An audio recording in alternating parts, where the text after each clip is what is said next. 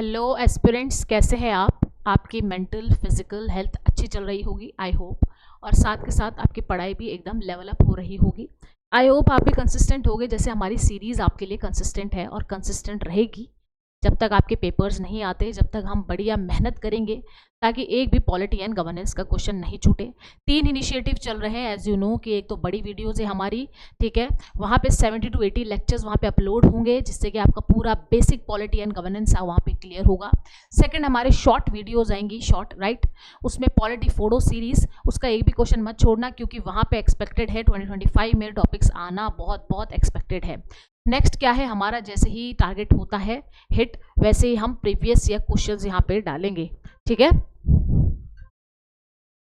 ठीक है। तो ऐसे ही हमारी ये सीरीज चलेगी, ठीक है। अब सबसे पहले आज हमारा जो टॉपिक है वो है GST, goods and service tax. Goods and service tax क्या थे?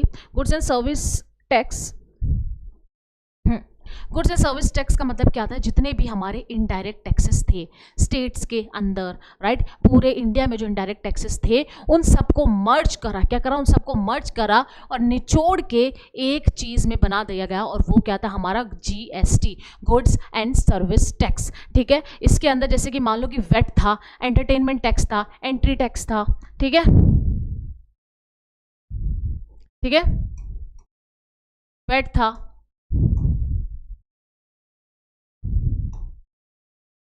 ठीक है। ईच स्टेज जो प्रोडक्शन होता था ना, ईच स्टेज ऑफ प्रोडक्शन,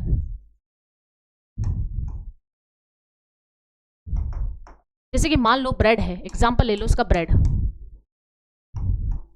ठीक है, एग्जांपल ले लिया ब्रेड। अब ब्रेड क्या? ब्रेड फार्म से, फार्म टू ब्रेड बनते बनते इसके अंदर वैल्यू ऐड होती जाती थी, ऐड होती जाती थी, ऐड होती जाती थी, ठीक है, वैट लगता जाता था, तब जाके हमें वो ब्रेड मिलता था, इतनी सारी वैल्यूज बढ़ती थी। तो उन सबको एक साथ सबमर्ज कर दिया गया और उसको बोल दिया गया GST, goods and service tax. और भी टैक्सेस थे जैसे कि एंटरटेनमेंट टैक्स मान लो, ये भी सरकार लगाती थी, स्टेट, ठीक है, एंट्री टैक्स होते हैं, सर्विसेज टैक्सेस होते हैं, या आपने इकोनॉमिक्स पढ़ा होगा, उसमें आपको अच्छे से पता ही हो गए टाइप्स ऑफ टैक्स जो सबमर्ज हुए हैं जीएसटी में, राइट। तो ये सारे टैक्स क्या हो गए हैं? सबमर्ज हो गए थे जीएसटी के अंदर, समझ में आ गया? तो इसलिए आज हम वही पढ़ेंगे, जीएसटी। अब मेरे को एक बात बताओ, यहाँ पे स्टेट का फेडरल स्ट्रक्चर यहाँ पे क्या हुआ है? हैम्पर हुआ है। तो जब ये जीएसटी आया तो ये स्पेशल मेजॉरिटी टाइप 2 से आया, ये ध्यान रखना। स्पेशल मेजॉरिटी टाइप 2 मतलब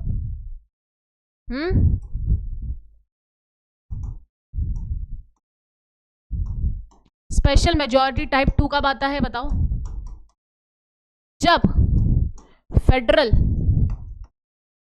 स्ट्रक्चर क्या होता है? डिस्टर्ब होता है, ठीक है। तो फेडरल स्ट्रक्चर यहाँ पे डिस्टर्ब हुआ, स्टेट के सारे टैक्सेस को बोल दिया गया कि आप टैक्सेस मत लगाओ, सबको एक में क्या कर दो? सबमर्ज कर दो। तो यहाँ पे फेडरल स्ट्रक्चर यहाँ पे क्या हुआ है? हैम्पर हुआ है, राइट, हैम्पर हुआ है। तो इसीलिए यहाँ पे टाइप 2 मेजॉरिटी लगी। टाइप 2 मेजॉरिटी का मतलब क्या था भाई बताओ? हाफ प्लस 2/3 प्रेजेंट तो था ही, ठीक है, ये तो स्पेशल मेजॉरिटी थी ही, प्लस हाफ स्टेट्स, आधी स्टेट्स इंडिया की, मतलब 28 स्टेट्स हैं तो इसकी आधी स्टेट्स कितनी हो गई? एटलीस्ट 14 to 15 स्टेट्स यहाँ पे हाँ बोले कि हाँ भाई हम इस चीज़ को अमेंड करने के लिए तैयार है, हम जीएसटी लाने के लिए तैयार हैं। जब जाके ये जीएसटी आया स्पेशल मेजॉरिटी सेकंड टाइप से, ठीक है, ये मैंने पहले ही पढ़ा दिया, इंपॉर्टेंट है। तो चलो पढ़ते हैं जीएसटी के बारे में। ज़्यादा बड़ा लेक्चर नहीं है, छोटा है, जो यूपीएससी में आएगा वो पढ़ा, बात खत्म, ठीक है। GST council is a constitutional body in India, yes it is a constitutional body. 101st amendment से जीएसटी आई थी, किससे? 101st अमेंडमेंट से हमारी जीएसटी आई थी, ठीक है, क्या आई थी? जीएसटी आई थी 101st अमेंडमेंट से। 2016 में इंसर्ट हुई article 279A in the constitution with special majority of second type. कौन सी special majority of second type? जो मैंने समझाई आपको, special majority of second type, ये मैंने पहले वाले लेक्चर में भी बहुत आसानी से आपको टाइप्स ऑफ मेजॉरिटी समझा रखी है, जिसने पढ़ रखा है उसको इजीली पता होगा, ठीक है। उसके बाद भी मैंने पढ़ाया half plus 2/3 present and voting plus half states इसके अंदर इन्वॉल्व होगा, क्योंकि यहाँ पे फेडरल स्ट्रक्चर क्या हुआ है? डिस्टर्ब हुआ है स्टेट का, ठीक है, स्टेट का जब भी फेडरल स्ट्रक्चर डिस्टर्ब होता है तो special type of majority second type यहाँ पे लगती ही लगती है। स्टेट की हाफ स्टेट की परमिशन यहाँ पे लगेगी ही लगेगी सरकार, ठीक है। चलो, the president to constitute a GST council by an order. अब देखो 3 टाइप के जीएसटी होते हैं, एक तो होता है सीजीएसटी, एक होता है एसजीएसटी और एक होता है आईजीएसटी। अब देखो टाइप्स ऑफ जीएसटी कैसे लगता है कैसे नहीं लगता है, ये आपका ज्यादातर जो पार्ट है ये आपका इकोनॉमिक्स में चला जाएगा, ठीक है। लेकिन हम यहाँ पे थोड़ा ऊपर ऊपर से पढ़ लेते हैं। क्या होता है सीजीएसटी, भाई सेंटर लगाता है, एसजीएसटी स्टेट लगाता है, और आईजीएसटी इंटर स्टेट जब होता है ट्रांसफर तब ये लगता है, ठीक है। It is an indirect tax levied in India on the supply of goods and services. और ये टैक्स कौन सा होता है, इनडायरेक्ट टैक्सेस होते हैं। डायरेक्ट टैक्सेस क्या होता है, जैसे कि आपकी इनकम टैक्स हो गया, वो क्या हो गया, डायरेक्ट, आपसे डायरेक्ट लिया गया, राइट। यहाँ पे गुड्स एंड सर्विस पे आपको इनडायरेक्टली लिया जाता है, ठीक है, समझ में आ गया।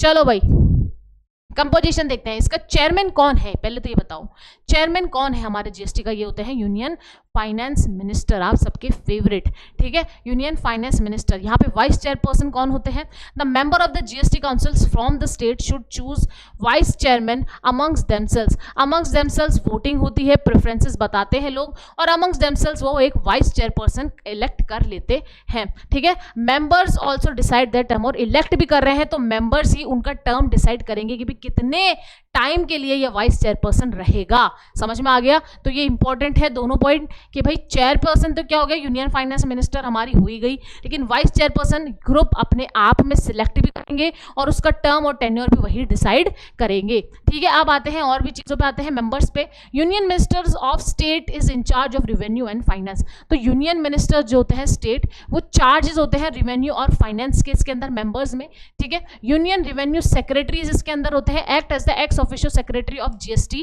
काउंसिल, ठीक है। यहाँ पे जो यूनियन रेवेन्यू सेक्रेटरी होती है वो क्या है, यहाँ पे x official secretary of GST council है, याद रखना, मिनिस्टर ऑफ फाइनेंस की, ठीक है। आगे देखो तो chairman of the central board of indirect taxes and custom, permanent invitee होते हैं यहाँ पे कौन, chairman of central board of indirect taxes and custom, यहाँ पे परमानेंट इनवाइटी होते हैं, लेकिन वो वोट नहीं कर सकते, ठीक है। इनवाइटी है पर वोट नहीं कर सकते, ठीक है, याद रखना कि कोई भी अगर इनवाइटी है तो उसको वोट नहीं दिया जा सकता, समझ में आ गया। तो ये हो गए हमारे मेंबर्स, ठीक है। यूनियन मिनिस्टर ऑफ स्टेट क्या है, रेवेन्यू का चार्ज है, यूनियन रेवेन्यू सेक्रेटरी भी यहाँ का एक्स ऑफिशियल सेक्रेटरी है, और chairman of central board of indirect taxes and customs यहाँ पे परमानेंट इनवाइटी है, मतलब उनको वोट नहीं दिया जाएगा। तो ये है कंपोजिशन, 2 सेकंड दे रही हूँ, फटाफट से देख लो, ठीक है, देखा। चलो आगे बढ़े, आगे बढ़े। एक तो आज का ये जो रिकॉर्डिंग है ये थोड़ी थोड़ी धीरे धीरे बंद हो रही है, that's why I have to see it again and again, ठीक है। अब इसका वर्किंग देखते हैं। Decision by a majority of not less than 3/4 of the weighted votes of the member present and voting। अब देखो यहाँ पे एक बहुत अच्छा सा सुंदर सा ट्विस्ट है जो आप सब समझो, ठीक है। यहाँ का जो वोटिंग सिस्टम है बहुत ही डिफरेंट है, ठीक है। अब मैं आपको एक चीज बताती हूँ इसके अंदर ही,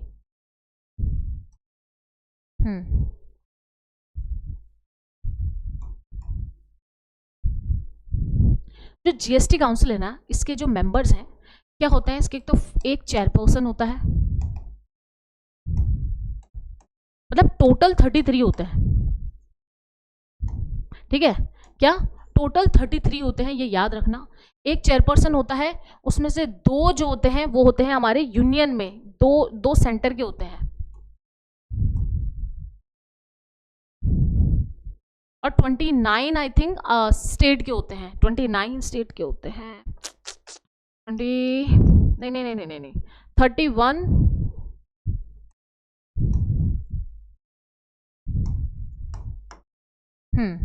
ठीक है भाई, मिल गया, चलो तोड़ मिल गया, ठीक है। तो अब देखो, आप सोचोगे 31 स्टेट एंड यूनियन टेरिटरी के, 2 सेंटर के, और एक होता है हमारे चेयरपर्सन, लेकिन ये तो 33 हुए नहीं, 31, 32, 33, 34 हो गए। तो भाई जो चेयरपर्सन है यूनियन फाइनेंस मिनिस्टर, ये भी तो सेंटर को रिप्रेजेंट करती है, समझ में आ गया। तो ये लो यहाँ पे 33 मेंबर्स यहाँ पे टोटल होते हैं,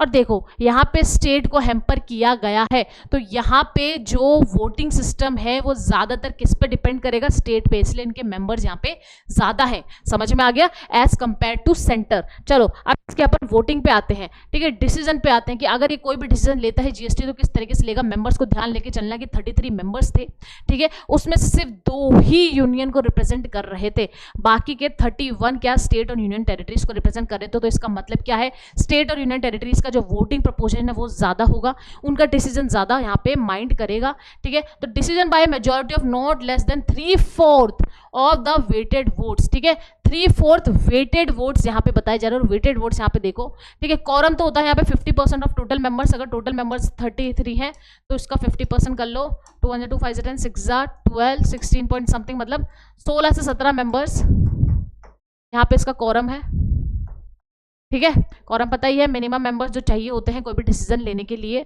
हमने कॉरम पहले भी देख चुके हैं, ठीक है। लोकसभा राज्यसभा का 1/10 होता है, यहाँ पे 50% है, ठीक है। अब वेट ऑफ वोट्स देखते हैं सेंट्रल गवर्नमेंट। अब देखो यहाँ पे वेटेड वोट्स बताए गए हैं, क्या है, वेटेड वोट्स। यहाँ पे पर्सन से वोट नहीं हो रहे हैं, यहाँ पे वेटेज से वोट हो रहे हैं, और यहाँ पे वेटेज देखो कितना है। सेंट्रल गवर्नमेंट का यहाँ पे 1/3 वेटेज है, और स्टेट गवर्नमेंट का यहाँ पे 2/3 वेटेज है, क्या 2/3 वेटेज है, और मेजॉरिटी के लिए कितना चाहिए होता है 3/4, ठीक है। समझ में आ गया?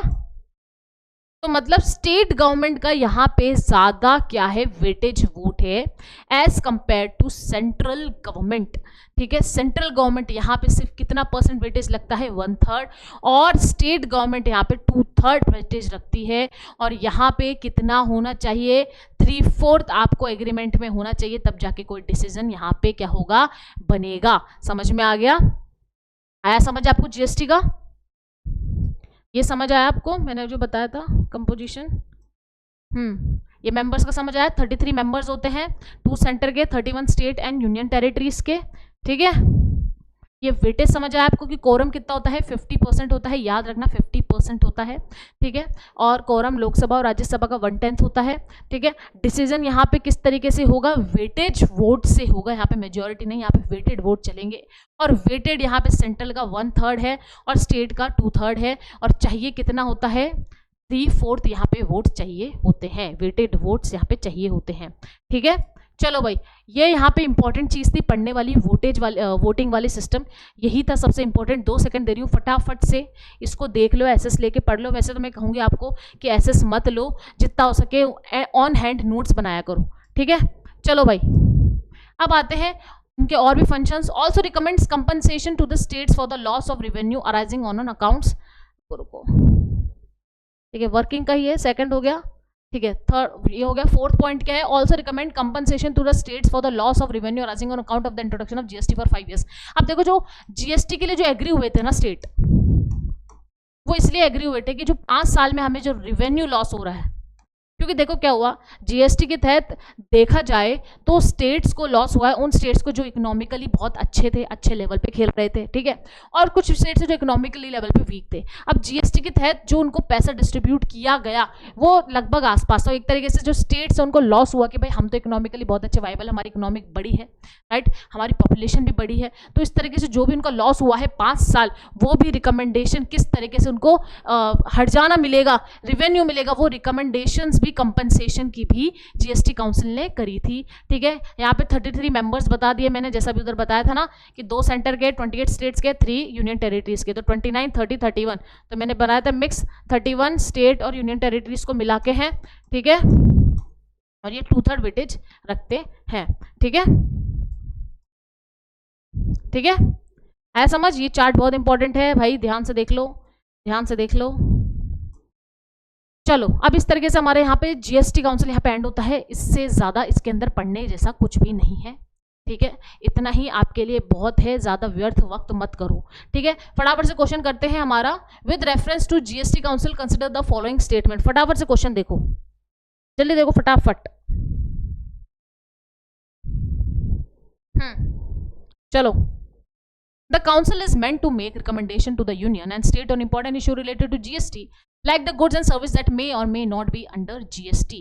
ठीक है, ये बताते हैं कि भाई जीएसटी में कौन से गुड्स एंड सर्विसेज आएंगे, स्टेट में, सेंटर में, हाँ भाई इनका प्राइमरी ऑब्जेक्टिव है, तो भाई ये चीज सही है, ठीक है। Second, it is a government body that is responsible to set prices of goods and services. क्या ये सेट प्राइसेस करती हैं गुड्स एंड सर्विसेज के? नहीं भाई, ये सेट क्यों करेगी प्राइसेस? प्राइसेस ये बॉडी सेट नहीं करती है जीएसटी काउंसिल, तो सेकंड यहाँ पे गलत हो गया है, ठीक है। चलो, third, the council decisions are not legally binding. हाँ चलो, एक और चीज बताओ, जो ये जीएसटी काउंसिल है इसके जो डिसीजंस है वो बाइंडिंग है कि नहीं है? बताओ, चलो, लीगली बाइंडिंग है कि नहीं है? चलो फटाफट बताओ, बताओ बताओ बताओ बताओ। नहीं, ये लीगली बाइंडिंग नहीं है। जब एक केस हुआ था मोहित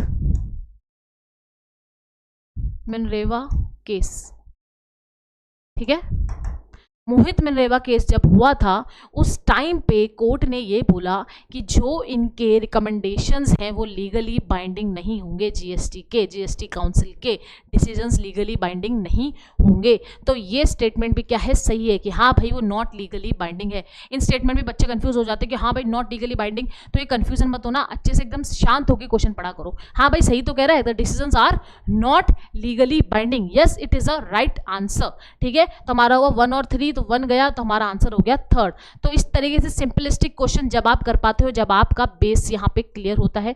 बेस क्लियर करो, अच्छे से पढ़ो, बढ़िया मजे आएंगे पॉलिटी एंड गवर्नेंस पढ़ने में। चलो मिलते हैं नेक्स्ट क्लास में। Thank you for increasing your knowledge with a series. हम कंसिस्टेंट रहेंगे, आपको सीरीज देंगे, आप कंसिस्टेंट रह के पढ़ो, ठीक है। ये हम दोनों की ड्यूटी है, निभाओ और अच्छे से ये पॉलिटी एंड गवर्नेंस अच्छे से हम आराम से निकाल लेंगे, ठीक है, उसकी कोई टेंशन नहीं है। चलो मिलते हैं नेक्स्ट क्लास में।